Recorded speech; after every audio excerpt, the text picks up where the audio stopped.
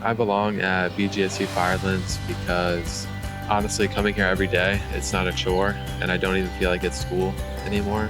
I just enjoy coming here every day because I get to talk to my professors that I can have a laugh with. It feels right. I enjoy what I'm doing outside of class and the extracurricular activities. I can't stress enough how much this place has done for me already, and I'm only, like 90 credit hours in.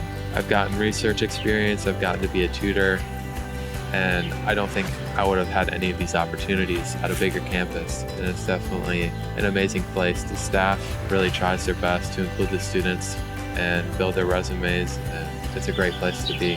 I should transfer up to main campus after I'm done with high school and finish out my bachelor's in biology. And then I want to go to grad school and go for regenerative medicine, and hopefully after that become a researcher in the area.